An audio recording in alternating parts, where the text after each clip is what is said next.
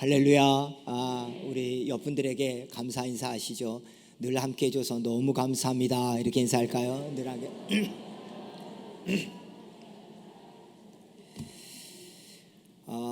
여러분이 아시는 것처럼 일본은 복음화율이 그렇게 높지 않지 않습니까? 1%도 안 된다 그러는데, 그런데 저도 한 몇 번 정도 일본에 가서 집회도 인도하고, 또 원래는 저는 미국 가서 공부하는 계획보다는 일본에 선교사로 가고 싶어가지고 그곳에 가서 어학도 이렇게 준비하면서 그렇게 하려고 방문하고 그랬던 적이 있는데, 근데 일본이 기독교인들은 그렇게 많지 않지만은요, 그 중에 굉장히 신실한 사람들이 많거든요. 그 중에 대표적인 한 사람이 셀러리맨의 모토라고 하는 미야타 나스토라는 분인데요. 이분은 여자분들은 화장품으로 잘하는 가네보 있잖아요. 원래는 제약회사로 시작됐는데 그 제약회사의 말단 사원으로 들어가서 그가 인정을 받아서 나중에는 회장이 되는 그 자리에까지 올라가고 그 기업을 세계적인 기업으로 만든 그런 분이기도 합니다. 근데 이분이 회사를 다니면서 여러 번 퇴출될 위기가 있었다고 합니다. 이분이 크리스찬이었는데 신사 참배를 그 회사에서 주관하는 것을 이분에게 맡겼다 그런 겁니다. 그러니까 신앙의 양심상 내가 어떻게 신사 참배하는 일을 할 수 있겠느냐, 그래서 사표를 냈다고 합니다. 근데 이분이 하도 신실하고 능력이 있으니까 그게 반려됐다는 거죠. 또 한 번은 회사 사택에 거주할 때에 회사 내에 있는 그 회사의 시설에서는 종교 활동을 못한다, 그렇게 얘기해서 가정 예배를 안 드렸다는 겁니다. 근데 마음에 너무너무 양심에 가책이 되더라는 겁니다. 내가 하나님 앞에 예배 드리지도 못한단 말인가, 그것도 내 가정에서. 그래서 예배를 드리면서 또 퇴출될 위기가 있었다는 것입니다. 그러면서 그의 마음속에 뭐하냐, 내가 늘 하나님 중심으로 살아야지, 그렇게 늘 마음 먹었는데 그렇게 살게 된 원인 중에 하나가 뭐냐, 그의 아내 때문이라는 겁니다. 그의 아내가 아주 독실한 신자였는데 늘 남편한테 그렇게 얘기했답니다. 여보, 무슨 일을 하든지 하나님의 영광을 위해서 해. 만약에 이 회사에서 관둔다 그럴지라도 그거 괜찮아, 내가 함께 할 테니까. 그리고 우리 복음 전하면서 살면 되지, 먹고 사는 것 때문에 그것 때문에 너무 힘들어하지 말고 하나님이 기뻐하는 일을 해. 그렇게 늘 얘기했다는 겁니다. 그러니까 여러분, 아내의 말을 안 들을 남편이 감히 누가 있겠습니까? 그 말을 듣고, 그래, 내 삶의 중심은 하나님이야, 하나님의 영광을 위해서, 그분이 기뻐하는 일을 위해서라면 내가 거기에 우선순위를 두고 살아야지, 그렇게 생각하고 열심으로 주의를 감당하고, 또 퇴직 후에는 인터내셔널 VIP로서 회장직을 수행하며 50여 개국에 3,000여 명의 비즈니스맨들에게 복음을 증거했다는 겁니다. 그 참 귀한 분이죠. 이분이 그의 책 역전 인생이라는 책을 써가지고 우리나라에도 출간이 되었는데요, 이분이 한국을 방문했을 때 이런 말을 했습니다. 여러분, 일본은 복음화율이 1%뿐이 안 됩니다. 그래서 기독교인이라고 하면은 은근히 핍박을 받는 분위기입니다. 그래서 한국의 여건이 너무 좋고 부럽습니다. 그런데요, 위기는 위험하지만은 그러나 기회라고 그러지 않습니까? 저는 그 위기 속에서도 하나님 영광을 위해 살겠다는 마음을 먹었더니 하나님이 내 인생을 이렇게 역전시켜 주셨습니다. 그러니까 여러분들 어떤 순간에도 하나님께 영광 돌리겠다 하는 이 마음을 잃지 않았으면 좋겠습니다. 그렇게 한국의 기업가들 앞에서 복음을 증거했다는 것입니다. 참 귀하죠. 여러분, 정말 우리의 인생을 값지게 하는 것이 뭘까요? 저 사람이 돈이 많다, 저 사람이 어떤 것을 누리며 산다, 여러분, 그게 우리를 존귀하게 하는 게 아니라 저 사람이 어떤 삶을 살고 있지, 저 사람이 어떤 목표를 가지고 살고 있지, 여러분, 이게 존귀한 것 아니겠습니까? 저는 제가 아는 장로님 중에 초등학교 분이 나오지 못한 장로님이 계십니다. 근데 그 장로님을 보면 너무너무 당당합니다. 왜냐? 내 속에 하나님이 계시고 그분의 뜻대로 사는 것 때문에 정말로 당당한 모습을 보면서 제가 너무 존경심이 가는 거예요. 저분은 어떻게 저렇게 당당할 수 있을까? 어떻게 복음에 대해서 저렇게 확신에 차 있을까? 그분이 사는 삶의 가치가 그분을 존경하게 만들더라는 것이죠. 그렇기 때문에 정말로 우리의 인생이 하나님의 영광을 위해서 살겠다, 그렇게 마음 먹으면 하나님이 우리를 그렇게 존귀하게 만들어 주실 줄 믿습니다. 그래서 이사야 43장 7절 말씀해 보니까 내 이름으로 불려지는 모든 자 곧 내가 내 영광을 위하여 창조하신 자를 오게 하라. 그를 내가 지었고 그를 내가 만들었느니라. 하나님 뭐라 그럽니까? 우리를 창조하신 목적이 뭐죠? 하나님 영광을 위해서. 이게 분명히 얘기하고 있습니다. 바울도 에베소서 1장 6절 12절 14절에서 세 번이나 걸쳐서 그의 영광을 찬송하게 하려 하심이라 이렇게 얘기했습니다. 그러니까 우리를 창조하신 목적이 뭐냐? 하나님의 영광을 찬송하게 하기 위함이다. 이것에 대해서 이사야 43장 21절에는 이 백성은 내가 나를 위하여 지었나니 나를 찬송하게 하려 함이니라 이렇게 얘기합니다. 그러니까 모든 크리스찬에게, 여러분과 저에게 분명한 인생의 초점이 있다는 거예요. 그 초점이 뭐냐? 하나님을 기쁘게 하자, 하나님께 영광 돌리자. 이것이 우리의 삶의 초점이 되고 우리의 삶의 목적이 되어야 될 줄 믿습니다. 그래서 먹든지 마시든지 무엇을 하든지 하나님의 영광을 위해서 하는 것이 너무너무 중요하다는 것입니다. 우린 지금까지 출애굽기를 통해서 하나님이 어떤 분인지에 대해서 함께 말씀을 나눴습니다. 하나님은 우리의 고통을 알고 돌보시는 하나님이시다. 하나님은 전능하신 하나님이다. 하나님은 거룩하신 하나님이다. 하나님은 공급하시는 하나님이다. 하나님은 승리의 하나님이시다. 하나님은 언약의 하나님이시다. 하나님은 임재의 하나님이시다. 그렇게 말씀했어요. 그리고 오늘 마지막으로 여러분들에게 하나님은 영광의 하나님이시다, 이 말씀을 전해드리려고 합니다. 여러분, 이 출애굽기는 전부 다 몇 장으로 구성되어 있죠? 네, 40장으로 구성되어 있습니다.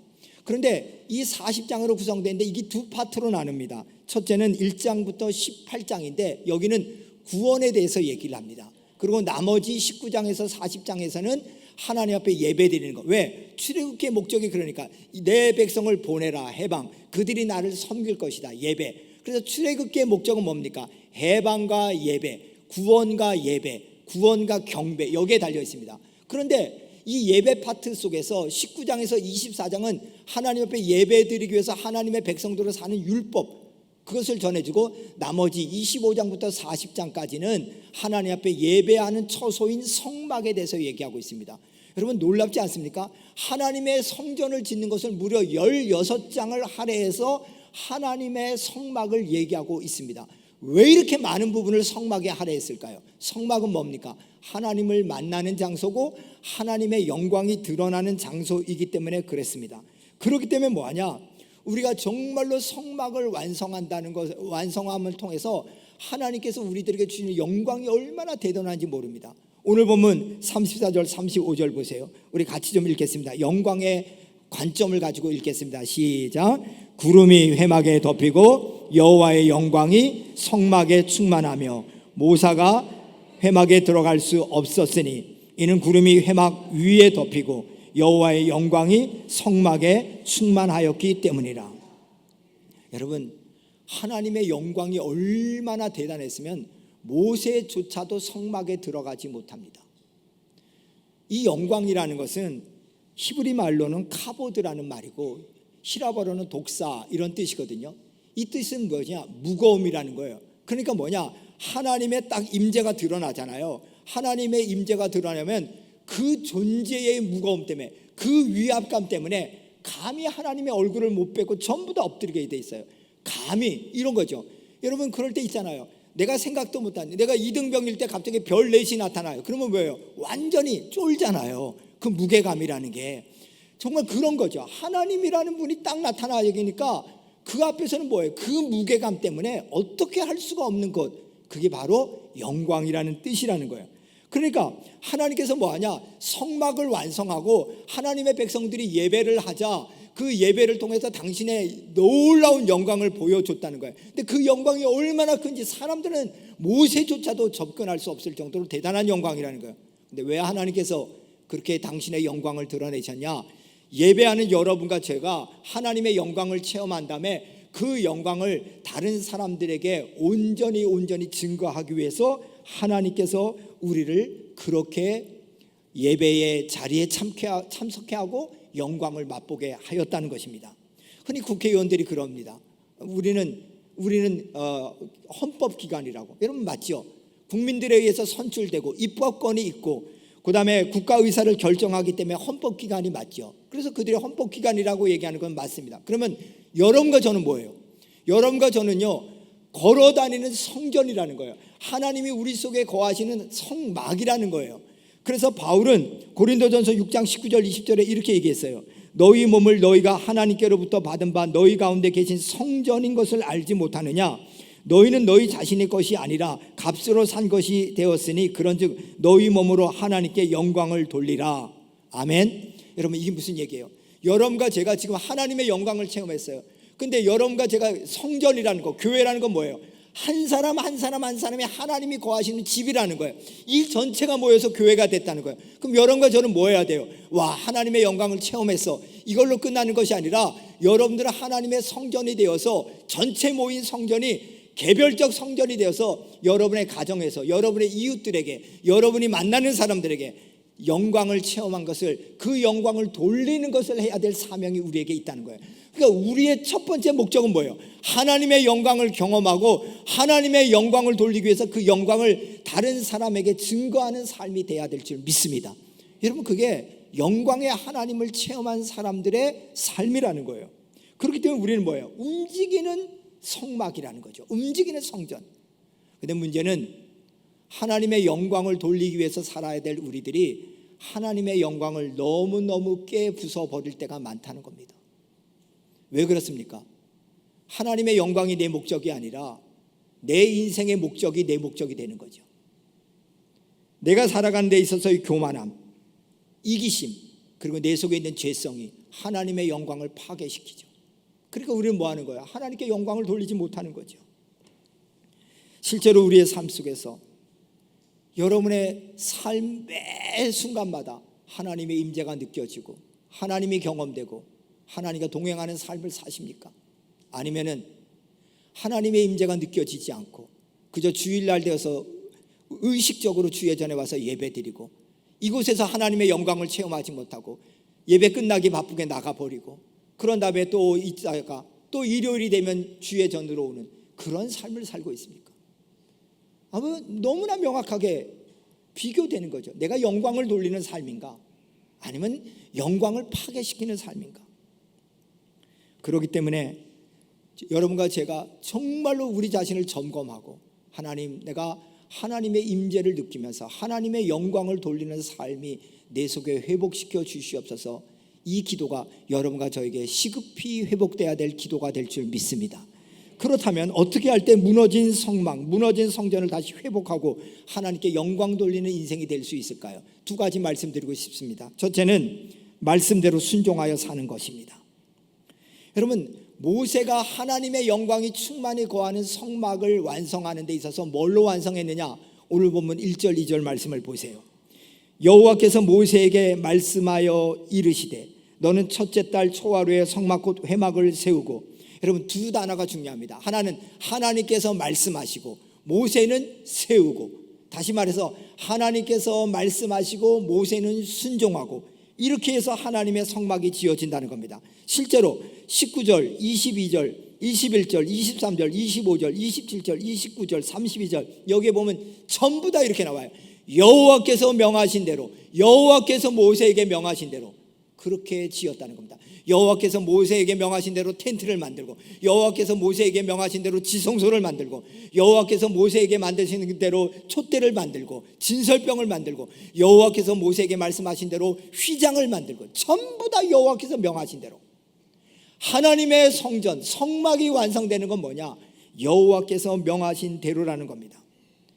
그렇게 하나님이 명하신 대로 완성했더니 오늘 보면 34절에 놀라운 일이 벌어집니다. 같이 읽습니다. 시작. 그 후에 구름이 회막에 덮이고 여호와의 영광이 성막에 충만하며. 여러분, 그 후에라는 단어를 놓쳐서는 안 됩니다. 그 후에는 뭡니까? 말씀대로 순종하여 성막을 지었더니 하나님의 영광이 임하더라, 이 뜻이에요. 여러분, 그러니까 여러분의 삶에 하나님이 함께하기를 원한다, 하나님의 영광이 함께하기를 원한다. 그러면 여러분들이 제일 먼저 여러분의 삶을 말씀으로 지으시기를 주님의 이름으로 축원드립니다. 여러분, 그렇게 짓지 않으면 안 돼요.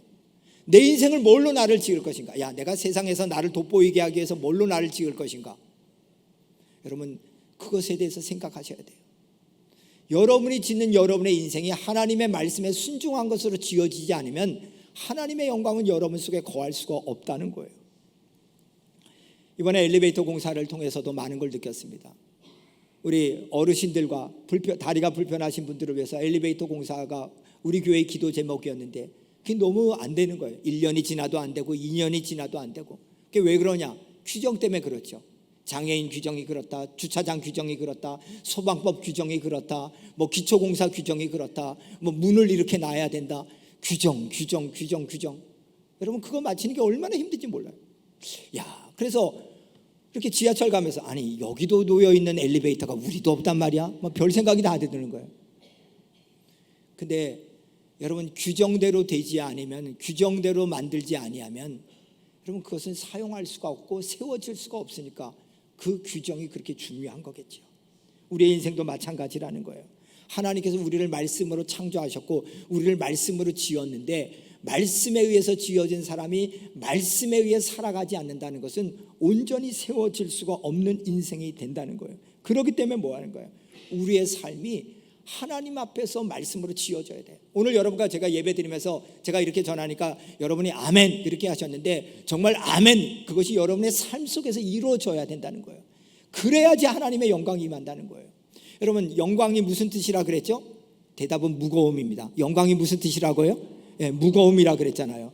여러분 그 무거움이 있으면은요 사람이 함부로 대할 수 없어요. 우리가 아는 복음성가 중에 이 복음성가가 있잖아요. 약할 때 강함 대신에 이렇게 있잖아요. 이게 영어 성경에 그 뒤에 보면 예수 어린 양 존귀한 이름 할 때 그 영어 가사가 어떻게 됩니까? Jesus, Lamb of God, Worthy is your name 이렇게 나오잖아요. 여러분 저기서 월디라는 말이 무슨 말이에요? 이게 가치가 있다는 것, 존귀하다는 것이거든요. 이게 다른 말로 하면 무게가 있다는 거예요. 그러니까 하나님의 어린 양 예수에게는 뭐예요? 무게가 있다는 거예요. 무게가. 그 무게가 있다는 건 뭐예요? 하나님의 영광이 있다는 거예요. 그렇기 때문에 정말로 이 영광이 그 사람한테 무게가 있으면, 존귀함이 드러나면요 함부로 대하지가 못해요. 디모데전서 4장 12절 13절에 보세요. 누구든지 내 연소함을 업신여기지 못하게 하고. 여러분 디모데가 어리잖아요. 근데 어린데 어른들 앞에서 목회하려니까 에이 저 젊은 전도사가, 에이 저 젊은 목사가 뭐 이렇게 얘기하겠죠. 그러니까 너무 업신여김을 당하잖아. 예수님도 고향 땅에서 에이 저 어렸을 때부터 코찔찔이가 뭐 이렇게 얘기했을 거 아니에요. 권위가 왔잖아요. 근데 그 권위가 생기려면 뭐가 필요해요? 무게가 있어야 하잖아요. 근데 그 무게는 뭘로 주어져요? 영광으로 주어져요. 근데 그 영광은 뭘로 주어져요? 말씀으로 지어져야 돼. 그래서 뭐라 그래요? 바울이 이렇게 얘기해요. 너의 연소함을 업신여기지 못하기 위해서 네가 말하는 데 있어나 행실이나 사랑이나 믿음이나 정절에 있어서 모든 자에게 본을 보여라. 네가 하나님의 말씀대로 좀 살아봐. 그럼 뭐예요? 너에게 무게가 생긴다는 거예요. 너 연소함을 사람들이 업신여기지 않는다는 거예요. 그럴 때 뭐 하는 거예요? 하나님의 사람이 되는 거죠. 여러분 그러니까요 제발 다른 것으로 무게 잡으려 그러지 마시고요 말씀으로 무게를 잡으세요. 하나님의 영광으로 뚱 해가지고 무게 잡지 마시고요 건달처럼 어깨에 힘줘서 무게 잡지 말고 하나님의 말씀으로. 제가 29살에 군목으로 인간하게 되었는데요.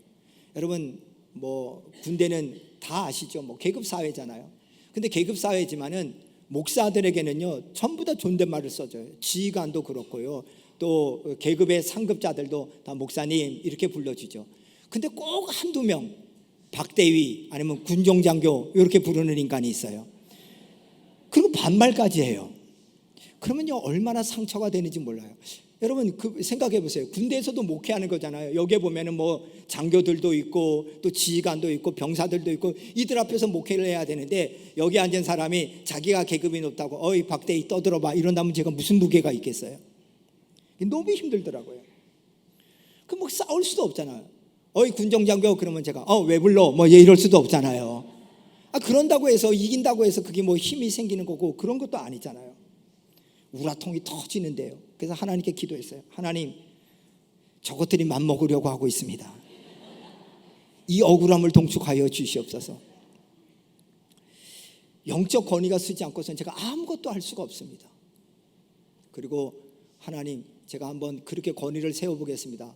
그래서 하는 거죠. 야간에 훈련병들을 다 찾아가 가지고 위로하고 GOP 올라가고, 그 다음에 행군하는 길이 있으면 같이 걸으면서 추파추스 막대 사탕 하나씩 주고, 그 다음에 편지를 다 써가지고 그것을 위문 품 안에다가 다 써서 넣어주고, 그 다음에 GOP의 남편들이 올라가고 아내들은 밑에 있으니까 교회 식구들과 그 사람들 모여가지고 성경 공부도 하고 그 사람들을 위로도 하고, 그리고 주일날 설교면은 정말로 그 당시에는 서론 본론 결론을 제대로 해가지고 자, 이 설교에 깨지지 않는 인간들은 인간도 아니야 막 이러면서 열심히 준비해서 하고. 그러니까요, 나중에 저한테 박대희 하던 그 김중영이 저한테 목사님 그러시더라고요. 여러분, 무게라는 것은요, 무게를 잡는다고 무게가 생기는 게 아니라 하나님의 말씀으로 지어질 때 하나님이 우리에게 영광으로 더딥혀 주기 때문에 함부로 하지 않게 되는 줄 믿습니다. 여러분, 우리 교회 장로님들, 신무장로님들 중에서 50대도 있고 40대도 있잖아요. 근데 여기 계신 80대, 90대 권사님들이 우리 아들 같은 나이, 뭐 내 사위와 같은 나이, 그럼 무슨 권위가 서요? 근데 우리 교회 교인들이 그러지 않으시잖아요. 몰라, 내게는 안 들려요. 하여튼 왜 그러세요? 그분들이 말씀대로 살려고 그러기 때문인 줄 믿습니다. 만약에 우리 신무장로님들이 그렇게 살지 않으면요, 무게가 안 생기는 거예요. 권위가 안 생기는 거예요. 여러분과 저도 마찬가지라는 거예요. 하나님의 영광이 우리들에게 임하려면 우리 회막인 우리들이 뭘로 지어져야 되느냐? 하나님의 말씀으로 지어져야 돼요. 그 말씀의 권위대로 지어질 때, 야, 저분은 하나님의 말씀대로 살려 그러네, 저분은 어떻게 저렇게 어려운 상황 속에서도 믿음으로 살려 그러지? 그럴 때 권위가 주어지는 거예요. 저는 여러분들에게 엉뚱한 것으로 여러분의 무게를 잡지 말고 하나님의 영광으로 여러분의 무게를 잡아서 그 영광이 드러나는 삶이 되기를 주님의 이름으로 축원드립니다. 그럼 그 사람은 함부로 대하지 않습니다. 두 번째로, 나의 성막을 다시 회복시켜 하나님의 영광이 드러나는 인생을 살길 원하면 목적지를 향해 움직이는 삶을 살아가야 합니다. 여러분, 성막이라는 것이 말씀으로 지어지고 하나님의 영광이 딱 임했는데 그대로 가만히 있잖아요. 그러면 하나님의 영광은 계속 있지 않아요. 왜? 성막은 움직이는 텐트이기 때문에 그래요. 근데 어디를 향해 움직여요? 여러분, 성막이 어디를 향해 움직이죠? 가나안 땅, 하나님이 약속한 땅, 그 목적지를 향해 움직일 때 하나님은 계속 그들과 함께하면서 그의 영광을 거두지 않아요. 오늘 보면 36절 38절 보세요. 구름이 성막 위에서 떠오를 때에 이스라엘 자손이 그 모든 행진하는 길을 앞으로 나아갔고 구름이 떠오르지 않을 때에는 떠오르는 날까지 가지 아니하였으니. 여러분 보세요. 구름이 뭐예요? 하나님의 임재의 상징이잖아요. 하나님의 임재가 움직여요. 그럼 뭐예요? 성막도 따라 움직여야죠. 하나님의 목적을 향해서.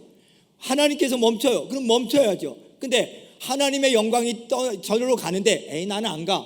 그럼 하나님의 영광이 거할 수가 없죠.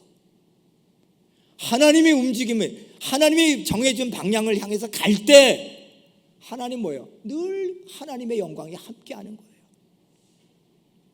낮에는 여호와의 구름이 성막 위에 임하고 밤에는 불이 구름 가운데서 있음을 이스라엘의 온 족속이 그 모든 행진하는 길에서 그들의 눈으로 보았더라. 이렇게 얘기합니다. 여러분, 그렇기 때문에 교회는요, 건물이 아니에요. 오늘 여러분과 제가 안디옥 교회라는 건물 속에 들어왔지만 이건 건물이죠. 교회는 뭐예요? 이 속에 여러분과 제가 있기 때문에 교회죠. 그렇기 때문에 여러분들 속에 하나님 한 분이 계셔서 함께 지체를 이루고 여러분 한 분 한 분이 또 흩어져서 전부 다 성전으로, 성막으로서 하나님의 영광의 일을 위해 감당해야 되는 거죠. 그럼 여러분 생각하세요. 여러분이 학교에서 일해요? 그럼 학교에서 하나님의 영광을 드러내는 일을 하세요. 여러분이 병원에서 일하세요? 병원에서 하나님의 영광을 드러내는 일을 하세요. 여러분 직장에서 일하세요? 여러분의 직장에서 하나님의 영광을 드러내는 일을 하세요. 왜? 움직이는 성막이니까. 그 일을 감당할 때 하나님의 영광이 떠나지 않는다는 거예요. 그렇기 때문에 정말 여러분들이 하나님께서 우리들에게 원하신 목적, 저 천국까지 가는 데 있어서 하나님의 나라의 일을 감당하고 가면 하나님은 여러분들을 떠나지 않고 하나님의 영광, 하나님의 존귀함을 여러분 속에 가득가득 부어주실 줄 믿습니다. 여러분, 그렇기 때문에 우리들이 살아가는 삶 속에서 비록 사막 같고 또 힘든 광야 같은 생활이지만 하나님께서 함께하는 그 길이면 우리는 이겨나갈 줄 믿습니다. 오늘 보면 36절 38절을 다시 한번 보세요. 구름이 성막 위에 떠오를 때 이스라엘 자손이 그 모든 행진하는 길에 앞으로 나가고 구름이 떠오르지 않을 때에는 떠오르는 날까지 나아가지 아니하였으며 낮에는 여호와의 구름이 성막 위에 있고 밤에는 불이 그 구름 가운데 있음을 이스라엘 온 족속이 그 모든 행진하는 길에서. 그 다음 구절 같이 읽읍시다. 시작. 그들의 눈으로 보았더라.